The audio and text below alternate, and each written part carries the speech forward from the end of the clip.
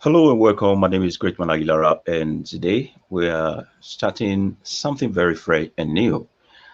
We have a special guest on the program today, in the person of Magaji. Mr. Magaji is a well known person on the internet space and is quite vast when it comes to intellectual engagement.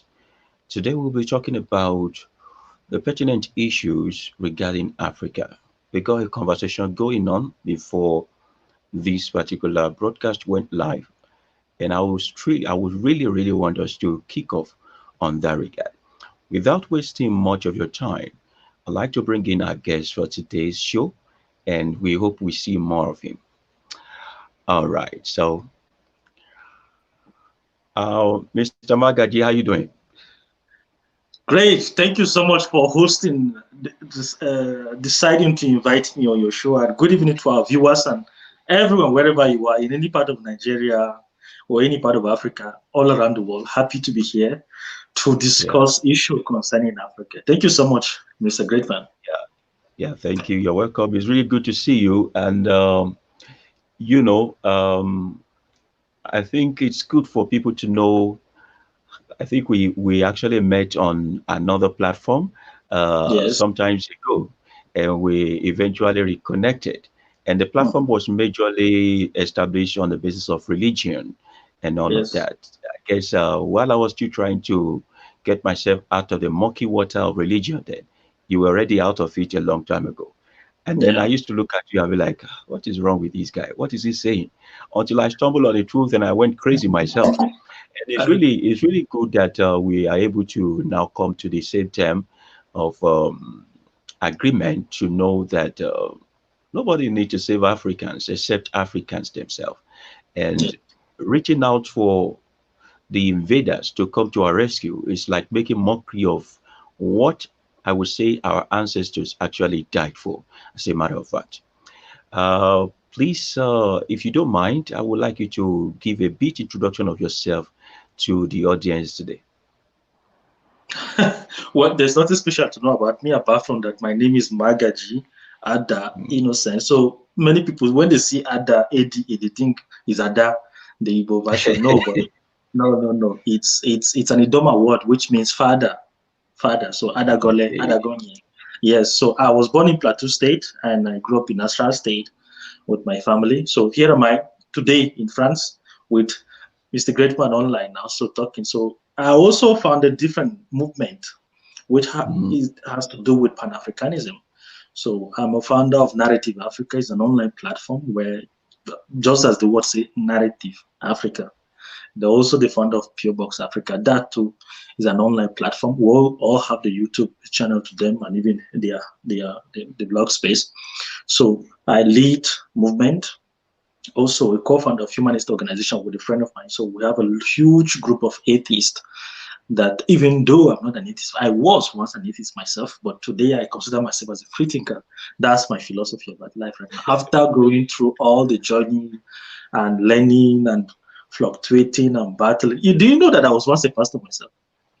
Yeah, I saw. When I was trying to search for a picture to use for the poster, I saw a picture of you putting on a certain it looks like this Ijo kind of dressing with black trousers, and you have a Bible under your armpit. I'm like, man, this must be a a general overseer of one. That was when we were doing our pastorship. I remember those days. Just like you, I'm glad we reconnected because I discovered Yeah. something about you. You have a very brilliant, sharp mind. Not everyone is capable of getting to where you are today. Mm. And I want to use this opportunity to speak to most of our colleagues, atheists or free thinkers or the woke community, as they Mm. like to refer to themselves today. It's not easy. It's not very easy. If you see me right now, I'm no more confrontational when it comes to religious stuff. Whenever I'm writing, I use comedy or I just joke about religion and other stuff because I realized Mm. that, hey, a lot of people need to go through what we went through. The journey Exactly. you went through, studying what you study, listening to what you have listened to, and have personal experience and spend hours thinking the way you think before they come out to get to your level of understanding things. So it's a very huge work to do. And Exactly. I'm glad we're here connected. So if you're listening to us right now, me, I'm Mr. Greatman. Do I refer to you as Mr. Greatman? Do I refer to you as Ayala? Ayala. Great man is okay. Great All man right, is okay. okay. Yeah. So if you're listening to us, please, we're not claiming that we know everything, but Mhm. we are people, we are Africans passionate about Africa. So we are initiating dialogues today. What we are doing is to invite you to talk with us, to listen, to dialogue, to negotiate, to rub minds, because I think it's very smart to do that than just having a block, and think Exactly. that yes, we know the absolute truth. I think open conversation like this are very important for the mind of Africans. So Very, very I think important. I think I've introduced myself enough. Yes, you have. You have. Taking it from the aspect of being an atheist and becoming a free thinker. A young lad reached out to me in my inbox and was asking me that why am I not identifying full-fledged with the atheist movement? And I'm like, somehow within me, I am still seeking to know and establish the truth. It's going to be a monumental foolishness for me to ascertain that I have discovered everything. I'm just around 40 and I still have a long way to go. I could stumble on another truth tomorrow, and truth is progressive, and you must allow it time to get you soaked in it before you become absolute. I think at the time I go back to the grave was when I can say I'm not learning anymore. While I do not believe in a God that sits in the sky and is making the earth his footstool, because that sounds foolish to me, I believe that I am the God that I'm looking for. And the concept of atheism do not believe in someone becoming a god or being enough for yourself. It's just say live, die, and that's all. And to me, somehow I have been able to come to reality that there are a lot of things I could do with nature and the law that governs this universe. For example, it's going to be idiotic for me to say I do not believe in the law of gravity. There is an existence of law of gravity. It has helped us balance things, develop technology, and all of those things. And if I begin to harness the law of gravity for my own use, I'm becoming a sort of God for myself and helping others with these solutions that I've been able to find out. Even though I don't give kudos to any external thing, I'm taking responsibility of my life and the life of people that are around me. And I'm also spurring them to the point where they will know that they don't need one person nailed to the cross for them to say they are saved. And as a matter of fact, I don't think anybody needs salvation. You are as good as you are. You are just completely where you are. Now, when we Yeah. begin to explain our way the human nature and the very many weaknesses that comes with it, the volatility of human nature, that's when we begin to look for somewhere to now push our responsibility and say, come and save me, I live in your grace, I'm going to heaven and afterlife. And I told this young man, I said, I'm a Yoruba guy to the core. While I was growing up and I was being taught by the culture of Yoruba, Yeah. there was no concept of heaven or hell in our culture. There is no concept of judgment day in our culture. There is no concept of afterlife in our culture. We have the concept of reincarnation. Why did the Yoruba people conceive or even say there is a concept of reincarnation? And you realize that they believe solely that the universe is one big recycling system. There is nothing at the state of rest. Everything is vibrating. Even the trees, even the sands of the seashore, the plants, the animals, they believe they are communicating. There is nothing like non-living thing in our culture. Everything is communicating. The fact that you don't understand the animal language does not mean they are not communicating in their own. That is Before your true. child grows up to the point of becoming to be able to make a sentence, all this blah blah abu baba they were saying is making sense to them. It might not make sense to you. And our people in this culture believe that those who went are the people that are coming. And so when they give birth to a child in a home or in a compound and the child is a male child, at about the time a male person who is mature died, they call the child Babatunde, which means father has come again. If they give birth Okay. to a female child, when a adult female die, they say Yabode or Yetunde, which means mother has come again. They do not believe in one external storage facility where people die and went to go and wait for judgment day and all of those things. They believe in reincarnation. And I Yeah. begin to point it out to this person and said, even if you read your Bible, you realize that they say Moses is coming again. They say Elijah is coming again in form of John the Baptist. They say the Jesus is coming again. If you even go back to the Quran also, I was a Muslim before, they even said this particular prophet Isa, we see Jesus, is coming to lead them to the war of Armageddon. That's what the Mujahideen believe in. And I said, it is not far-fetched from the truth when you look at the African concept of spirituality, tracing it back to Egypt. The Egyptian pharaohs started this concept of coming back again because they don't like to cremate their dead bodies. They mummify them. Why do Yeah. they mummify them? They mummify them because they feel the body will, the person who died might need a body when they are coming back to life. So they will have a place, a body to be able to, live again. Now, not trying to establish a kind of some kind of religion, but I don't believe in that concept of there's going to be a day where everybody will now line up. You will now line up and everybody will be attended to. Your case file will be taken once and for one by one, just like the Christian paint the story. And if you do good, you go to heaven. If you do bad, you go to hell. And I'm wondering, even the God that you are saying is going to judge me has done a lot of bad stuff in this world. Who is going to judge him? Lot of Exactly. crime, lot of land grabbing, lot of innocent child killing, women Genocide. killing, and all of those that has happened. The bloodthirsty God want to judge me. What have I done? How many people have I killed? That one God will now preside judgment over me. And the lady boy was now, so what do you expect me to do? I said, you know what is right to do. There is something in you that tells you this is wrong, this is right. It is not called the Holy Spirit. A Christian want to monopolize it. It is called intuition. Human being have intuition Yeah. plus instinct. Animals have only instinct. The ability to reason between the line and say this is what is right to do and not what to do comes with human being. And that is because we are standing on our 2 feet. And because we grew medulla oblongata. Medulla oblongata is taken from the word the obligation, ability to reason and think. Use your head. Stop zoning responsibility to one afterlife or one space or one God to come and help you. Now, for example, we are here on the planet Earth. There are no people in the Mars. Until people get to Mars, you realize there is no God in Mars. God is not doing anything in Mars until people get to Mars. So human being created a God for themselves out of their own thinking, and they now submit themselves to the thought that they have created for themselves. And the young Yes. guy was like, "Whoa, wow, this is You more know, sensible." And you know, like you said, yeah, go ahead. You want to pick up? no, in addition to what you just said now, in Yeah. addition to everything you have said, Hmm. I've had a conversation of, I was wondering why people needed God, you know, why everyone need God. Hmm.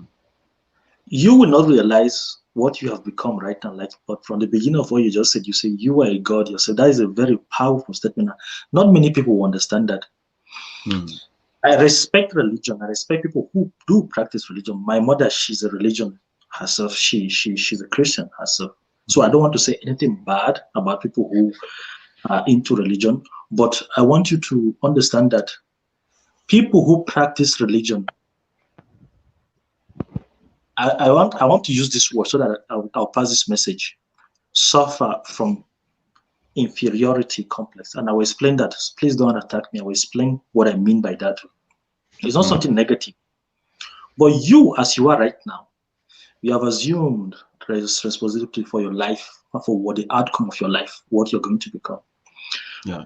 So I asked a lady, why do you believe in God? She said, oh, God answered my prayer. Okay.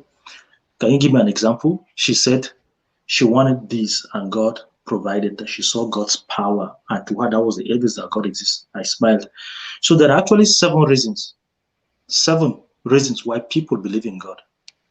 So one of the Okay. reasons because they have a problem, they see God as a provider. So instead of them thinking that they believe in God, no, they're actually serving their problem. It's their own Hmm. problem that they are serving, they are worshiping. So Hmm. somebody who lack something and is looking for and is feeling incapable, is feeling incapacitated, will look for an external power bigger than him to provide that thing that is lacking for. For Hmm. example, people who like security, somebody who is afraid of darkness is looking for a protector. So they now have God, the provider, God, the protector. And sure, some single mothers said that they don't have husband. They have been betrayed by so many men. In their mind, they will marry Jesus. You see them calling Father Daddy Jesus in the evening. They will pray, they will be so into mushy. They're already in love with Jesus in their mind because they feel that closure. It's not as if they really believe in God. Unconsciously, they have established a relationship with an external being that they have created in their mind. You know, so you have God the protector, God the provider, God the assurer. So people have different classes that they classify God in their mind. For them, they are thinking that, oh, I'm worshiping God. No, they are worshiping their own problem. They have unconsciously created a solution for their own problem. That is what most religious people are doing today. If you ask them why are you worshiping God, because some of them are not certain about the future. So the only thing is to base their mind on particularity to assure them. But you have taken a stance and say, oh no, I'm here. I'm not insecure. I don't feel threatened by anything. I don't feel like somebody need to provide for my food, or no, somebody need to provide for my loneliness, or somebody need to do this for me. In fact, you have already assumed that God's responsibility in you internally right now. So that's just what I wanted to add. Yeah. Thank you very much. I was watching a certain Korean movie, and this particular villain in the movie said people create a hero for themselves just to shield themselves from their harsh reality. The best way to shield themselves from the harsh reality of their condition is to create a hero for themselves. And I think this God has become that hero for everybody, because someone who is afraid of dark is looking for the God of light. Someone who is hungry is looking for God the provider. Someone who is broke is looking for exactly. Someone who is scared of traveling is looking for God the protector. Someone who is scared of starting anything is looking for God the omnipotent and the doer of all things. All knowing, yes. Exactly. And I guess the people who introduced this God to us really know the weakness of Africans, and they decided to use this particular Godship to enter us. And I think one of the reasons why they introduced God to Africans, their God to Africans, is to control their natural resources. They know that at a point in time, Africans will wake up, but they need this sort of mental control mechanism. So before they go rioting and all that, for example, during this protest that is going on in Nigeria right now, I was in Alausa, the secretariat in Lagos State. You know, people came, they were playing Fela. Fela was spitting out reality of the day. And some of these young people came and they were praying in tongue. They knelt down, praying in tongue and blah, blah, blah, like that. And all of a sudden, emotion filled the whole place. One was falling down, the other one was screaming, everybody was crying. And I'm like, what madness is this? Now I said, do not allow God to enter this protest, because they will find a Bible verse for you, a Quran verse for you, and they will use it to disarm you. Why? Because you would not want to offend God. And while not wanting to offend God, the man who gave you the God has become the God that he wants you to serve. Because God is a sort of mind control, a mind game, especially in Africa here. I made a video recently and somebody was saying, you are not a Christian, you are not a Muslim, who the hell do you think you are? And I'm like, so if I'm not a Christian and I'm not a Muslim, then I can't be upright, and I'm not human enough, and I can't even see, and I can't think for myself. Who did this to Africans? So majorly, just like we are agreeing, people created hero for themselves just to shield themselves from the harsh reality of their condition. One of these heroes that is monumental is the issue of God. And it comes with the violent instrument of religion. But let me ask you, Ada, sorry, I pronounce it wrongly, right? Ada. No, Is it Ada? perfectly. Perfect, All right. Ada. All right. So now, Ada. Now, on the contrary to what most people believe about Christianity and Islam, I hold the opinion that none of these two religions came into Africa by the instrument of peace. None of this religion came into Africa by the instrument of come, God loves you. When we trace it back to the Templars of the Catholic movement, the Knight Templars of the Catholic movement, you realize that they were solely established as a crusader. Now I tell people, when your pastor comes to you and say, let us go for a crusade now, they are making mockery of the blood of your ancestors. They were killed by force. That they either accept Christianity or they die. Yeah. And they arm them with shield and sword. And that's where the old nonsense of Ephesians chapter 6 came up with, arming yourself with the shield of faith, with the sword of this and all of those and blah, blah thing. They came with sword to spread Christianity, spilling the blood of Africans. Now, Yeah. when it comes to the Islamic people also, they created Mujahideen for themselves, a Yes. contemporary of the Knight Templars. And the sole aim of the Mujahideen is to make sure that everybody bow to Allah subhanahu wa ta'ala, the way they call him. Now, the mandate is, Yeah, you call and it perfectly. exactly. Now, the mandate was that every man, every woman, every single soul on earth must bow to Allah subhanahu wa ta'ala, because he's a supreme God, and anyone who did not should be considered as an infidel. And that is like tantamount to what Jesus said in the book of Matthew chapter 16. He said, whoever believes is saved. Whoever does not believe should be condemned. Now, you can't be giving me the code of threat under a very, very subtle manner, and you think it's not tantamount to still telling me outrightly that you're going to kill me. Somebody said Judaism came with force, and I'm saying no.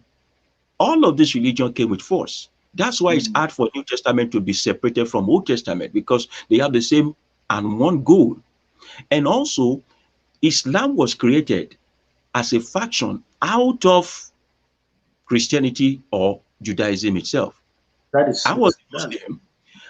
I read about Moses, David, all of them before I became a Christian, Yes. because the old book of the foundation of Islam is on that Genesis, Exodus, and all of those things. And you cannot Judaism is not far-fetched from that particular religion itself. And all of them is about force. Now, let's come up to Africa. I don't think I've ever seen a religion in Africa that is Africa indigenous religion that is being propagated by the instrument of force. Everybody have their village. Ada. Now, in our setting, all over Africa, I'm saying, in a single compound, you could see almost 5 gods in a single compound. Somebody, they are the same family. Somebody is worshiping Shango, another one is following Ogun, another one is doing this, and they don't have issue with themselves. So when the time comes to do festival for Ogun, the people who are doing Oshun, they will follow them to do their own. When it's time for those ones to do, they will follow them. They live in harmony. Now, the concept of superiority does not arise in African way of worship before they brought the religion of invaders. There is no God that is higher than another. There is no God that is bigger than another God. Now, they brought their own God and they started saying, thou shalt not bow down to any other God. That means their God recognized that there are gods in existence. Other God. Yeah. Yeah. And this particular God is so envious. He said, I'm a jealous God. If you I'm a check jealous their God. Bible, that jealousy is a sin in their Bible. So are we saying their Great God man. is a yeah. Great man. Go ahead. We have a very smart audience. Hmm. And people who are going to watch this in the future after this streaming, I know they will be asking these questions. Exactly. You know, they want to know what is happening. But you said something very important. I want to clarify that because I know that people who are watching us are smart researchers and people who will go around and search for information. Yeah. Because other people might come out. I made this argument in the past. They will tell you that, look, Christianity has been in Africa right before colonialism. That's what they will say to you. And if you ask them since when, they will tell you about the Coptic church in Ethiopia. Some of the first Christians were worshiping there. Some of the first churches are found there, right there in Ethiopia. That is very okay. I agree with that. But in your sincere mind, you that is watching us, in your right mind, you know for a fact that what we have right now in Africa is not the same with the Christianity that they have in Europe, in Ethiopia. In short, even right now, the Ethiopian, because if you go to Ethiopia, you will see that they have Bible with disciples painted as brown people. Even Jesus doesn't resemble what we have today. So when Mr. Greatman speak in such tone, saying that, look, the Europeans brought religion in Africa for us, this is what he means. We are not denying the fact that Christianity has already been in existence in Ethiopia like 1,000 years, even before it was introduced in sub-Saharan Africa. We do not deny that historical fact. What we are saying is this, that what we have currently all over the world is not Christianity in itself, is what I describe as Eurocentrism. Why do I call it Eurocentrism? Because in short, even the modern Islam that we have right now in Africa is not even Islam itself. It's called Arabism. That's what I decide to call it. So Yeah. why do I call it Arabism? Why do I call Christianity Eurocentrism? Because Eurocentrism is a European lifestyle. Today so me, I'm called Innocent. Other man, somebody is called Joseph. If you hear of a name Muhammad, the name ring. It gives you a history of such person already. Muhammad is an Arabic name. Somebody from the Middle East. Then you'll be surprised. The face will just come. You see a black face. You'll be like, who is this again? If you hear of your Cornelius, you'll be like, oh, maybe some kind of ancient Roman, certainly white, but no.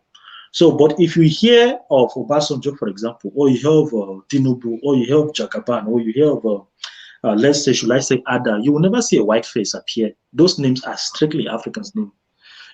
So this is the point. The Christianity that we have is not Christianity in itself, it's Eurocentrism, because Jesus was painted white. Everything became white washed. So people who will say, oh, Christianity was already in existence, they will try to give you that as an argument. You cannot go further with that. You cannot go further with that. What we have right now is purely Eurocentric version. It was something that was, collected, compiled, canonized, financed. I wrote an article about this on my Facebook page. I told somebody that the reason why Christianity became successful is because Christianity had almost 7 pillars of institution that supported. They spent billions of gold money to invest in cathedrals, philosophers, poets, scholars, architects, people that paint. There was a huge investment to build Christianity to what? In short, there was a time Christianity had an army, like you said, Crusaders. It had a standing army. Yeah. So just as some of those institutions have metamorphosed into something now, they have changed their phase. Instead of standing army, they still have finance coming in, institution. They have writers, people who transliterate, people who translate, people who copy, people who rewrite, printers, people who print materials to make sure that they push these religions further. So what we have has been whitewashed. It has been it is funny because the Europeans have abandoned the religion themselves. So what we have in Africa right now, everything people are doing in Africa, you see, they are identified. Right now, if a war should start between Nigeria and Israel, Nigerians, if you ask them which country do you want to win the war, they would think twice. Nigeria, they will tell you that they want Israel to win because they see Israel as the holy home. To tell you what the damage that religion has done to our mind. And if a war should start between Nigeria and Saudi Arabia today, Mecca, ask Nigerian Muslims, which country do you want to win? They will have a rethink about it. They will think about it, oh, my holy land is going to be destroyed. So that's what Arabism and Eurocentrism has done to our people, has damaged our mind completely. Our mind has been, we have this affinity for the Jewish people right now. Oh, Israel, oh, the Holy Land, oh, the borderland, all these things. That's what the religion has done to people. This is why we're calling people to wake up to see the reality today.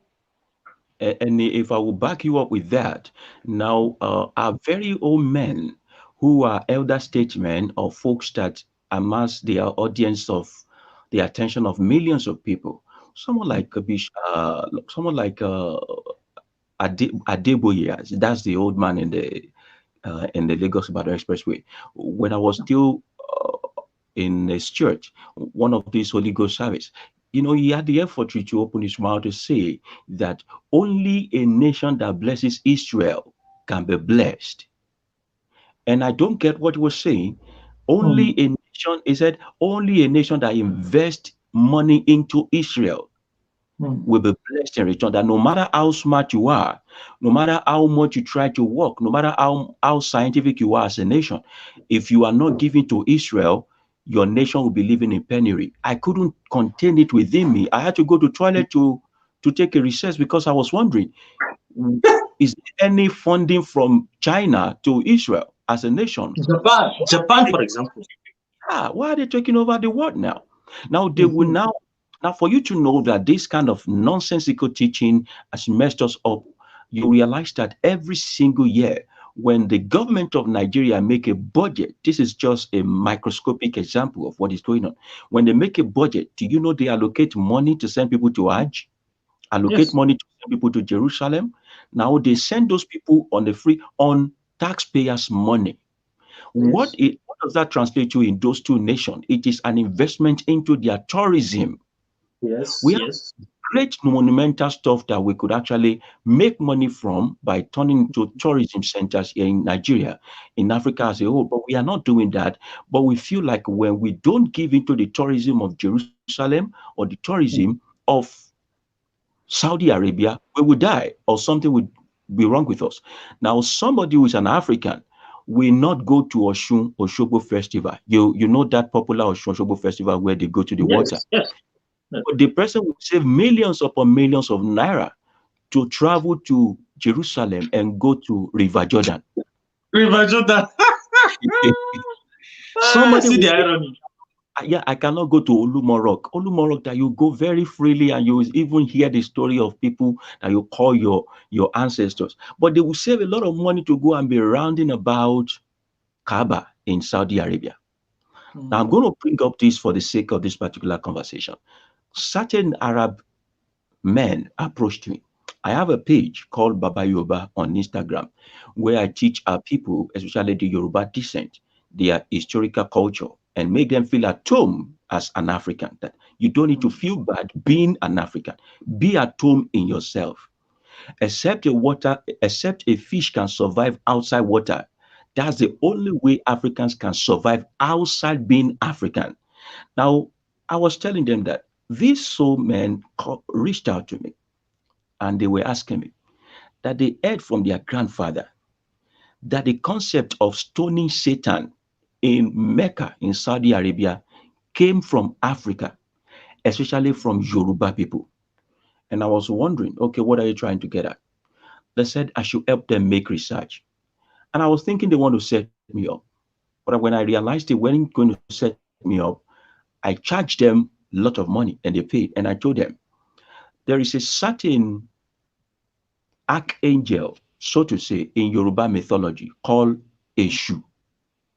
For the lack of word, Bishop Ajayi Crowther named Eshu as Satan when he was translating. That's part of the things that mess us up in Africa. When he was translating the Bible into Yoruba, why will he pick Eshu as Satan? Because one of the outright characteristics of this issue is that he is cunning in a way. He Mm. expects you to pay him some little amount of homage or bribe in terms of palm oil when he deliver messages to you. So they said Mm. this particular issue is the messenger between someone's head. Now, let me retrace myself back a little bit. In Yoruba theology, we necessarily do not believe in a God that is seated on a throne in heaven. In Yoruba theology, we are told that our head is our creator. This head I'm touching Mm. is your creator, which means that your God reside in you. You carry it around. So if you have 20 million Yoruba people, we have 20 million gods roaming around the planet, Mm. which means there is no centralized God. Mm. Everyone in Yoruba culture is a God in his own, and your head is your God. Now, what do they Mm. say? I will speak Yoruba, I will translate it. They said, Ìgbà tó rí ń gbé ní ibo lòòṣà wà, which means when your head was saving you, where were the idols? So Mhm. they now said, Orí là bá bọ, a ò bá fòòṣà lẹ̀, which means we should worship our head, not the idols. So when they say Yoruba people are idol worshippers and pagans, no. Now, just like those who believe in Jesus emulated Mm. his way of life, even though I don't believe the guy ever existed, that's the way these people saw folks like Shango, Ogun, as someone who did spectacular things and they decided to pattern their way of life after them. They are not Yeah, worshiping these men, they are emulating their way of life. Now, that is true. Yoruba, we were taught in our home as family. I don't know why we who know the truth are the most. idiotic race on this planet Earth. Yoruba people are the biggest pastor in Nigeria. They are the ones scamming people the most with this Bible. Now, they said, worship your head. When you wake up in the morning, before you put your feet on the ground, use your two hands to carry your head and speak what you want. You can create your reality with the words of your mouth and tell your head, this is what I want. Now, I told them, now, the messenger between head and other gods or mortar is this particular issue, is a messenger. Now, this, if we trace this particular issue into the biblical angels, we will easily just see that they bastardize the person of Angel Gabriel, who is always taking messages all around. So it is very hard and difficult for them to call Eshu Angel Gabriel, but they bastardize it by calling it Satan. I don't know who Satan is. I don't know who created Satan. I don't know if Satan is existing. I don't know, because the day I stopped worshiping God, Satan left me automatically. I stopped. You know, Can you so imagine? I now started telling them, now in our pantheon, they said Eshu Oniliorita, which means the one who resides in T junctions and build his house in three places. Now, when you look at this particular wall given to them in Mecca where they stone, that wall is in three places. I told them, if you look at the eulogy of the Eshu here, you will practically see why you have to erect three pillars of Satan in your own place. Now, they also call this issue Ogirioko, which means a wall that was made out of petals of stone. A wall that was made out of petals of stone. And I said, do you not know in 1942, when you people started stoning Satan, it was so dwarf in nature, very small stone that was erected. Now, Yes, this yes. particular Satan is now high as skyscraper now. Now, to make you you will be the one to go and pick pebble of stones to come and stone this Satan. It is out of your pebble of stone they created the Satan for you. So the Satan is always growing in might and power. The level and the height of Satan you meet today in Mecca is not the one you meet next year. And No, they needed to do that in order to actualize what the real issue is by giving it to you in an adulterated format. And the guy said, this thing is exactly what our grandfather told us. And they now told me that, do I know that inside the Kaaba, there are different types of idols there, that they are still trying to harness the power of these idols. I said, but your people told our people to not bow down to their own ancestors, but to come to bow down to that Kaaba that is the center between heaven and earth. I said, do you know where heaven is? They said, no. I said, it's your heart. The amount of good you can do is what we call God here. The amount of evil you can do is what we call evil here. There is no Satan, there is no God. You are the Satan and God of yourself. And they were like, if it were easy for them, they would disown Islam. But geography is destiny, which yeah. means can only be is a Muslim because by the statutory identification of their family member and else where they live. Now, all of these things, when you come home to tell your Africans brothers, they will now rebuke you in Jesus' name. And you'll be wondering, Yeah, exactly. Yes, this, exactly. Exactly. The example we gave about them wanting Mecca to succeed, but will Mecca stand for Nigeria? They will not do that. So you see that there is an umbilical cord right now that is tied us to these countries, to Israel, to that's why they say he doesn't have two heads. Naomi Neri are saying. So what would you say in conclusion before we make this video too long and boring for people that will listen? I think we have spent up to 40 minutes already. exactly. You know, we're trying to build conversation, but then we will not bore people so much. Now I'm trying to now get to a spot where I want to ask you, Yes. how else can we relay this message of freedom to an average African without offending them in such a way that they can come to the light of this liberation? Because it seems as if without the religion of the invaders, they feel less of a human being. I call those religion the religion of the invaders. I agree Is with you, and I think it. there something wrong with Africans before European brought this thing? Would there be something? Would there be something wrong with them? Would they be less of a human if they deject the religion of these invaders? I agree with you. Your question is valid, but it will be patronizing if I tell you that we, me and you, and other Mm, people have the solution to this. The people who are talking to feel that they are right, they know what they're doing, and we have to respect that right to them. The only thing we can do, like I said in the beginning of this video, is we're initiating a dialogue. We cannot claim that we know more than the people who are listening to us. And the people who are listening to us, we're just trying to initiate a dialogue. Try to reason with us. Try to listen to what we say. Play back this video. Listen to the beginning of the conversation that we had, the journey that some of us went through. And why are we questioning these things? Listen to the examples about Israel, about Saudi Arabia that we give to you. Try to reason it within yourself and see if this is logical. Try to understand the Frenchman doesn't take Chinese name. mm, Chinese man doesn't take French name. mm, Frenchman doesn't take a Russian name. Russian people do not take a Russian name. But why do Africans, in fact, French do not take African names. But why do Africans take European names? Ask yourself why is that? Just try to understand, try to answer that question. Understand why Africans take European names. Because of the religious affinity that there is between the two of us. Why do Africans take Arabic name and Arabs do not take African names? Ask yourself those questions. It's because of that religious affinity that there is. Chinese man will never be an Arabic name. Japanese man will never ever be an Arabic name. So try to answer some of these questions and see if these things are logical. So it's because of this religion we are introducing to us. So we are not, and then try to ask yourself, why do you need God, this particular God, this Christian, this Arabic God? Why do you need that? Try to reason between you and see. So the problem is that most people who try to challenge this concept, they say, okay, if not the Christian God, if not the Islamic God, what else? That's what they will say to themselves. What else? What are we going to do? Because like I told you in this part of this video, people need security. They need assurance. They need a hero figure. They need something to lean on. Not everyone is as independently minded like you or somebody who is strong-minded that can say, oh, look, I can stand on my own. I don't have to depend on any person to assure my insecurity. Not everybody is capable of doing that. People are plagued with problems. They are plagued with a lot of hardship. Life is so tough for them.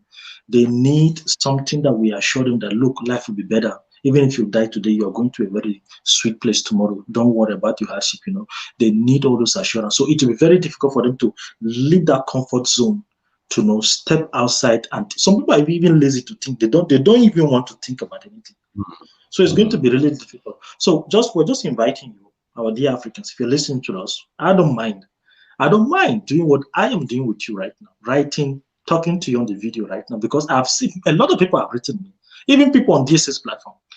After the debate I had with you, some of them wrote me, they say, look, me, I don't live religion. No. Some of them are atheists now, some of them are writing stuff. And I just look at it and laugh.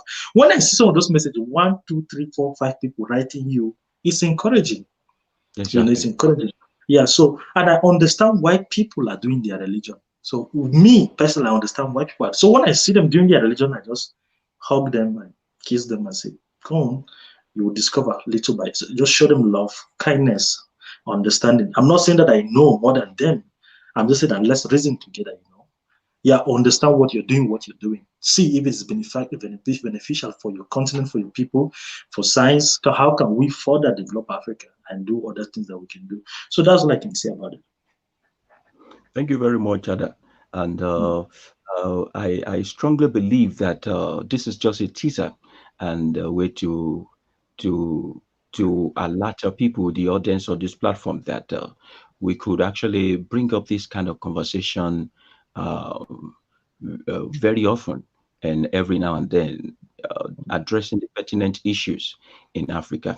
I wanted us to talk about the protests going on in Nigeria currently before, and what do you see, what next after the protest, and how best can We, we we can, the protest? yeah, okay, we can stop this streaming, then make it as another fresh video stream Exactly. so that it will not Yeah, be too long. We have like 45 minutes now. So we I'll can wait make for it. you to come back in a few moments. All right, no problem now. All right, Thank you. okay. All right. Mm. Yeah.